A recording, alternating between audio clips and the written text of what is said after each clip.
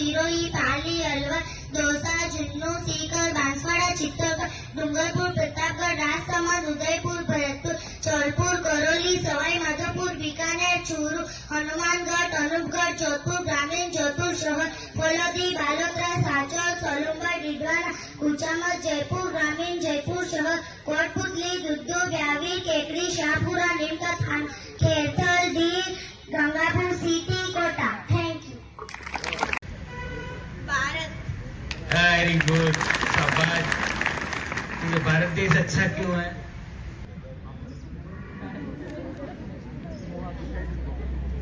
इस देश में मैं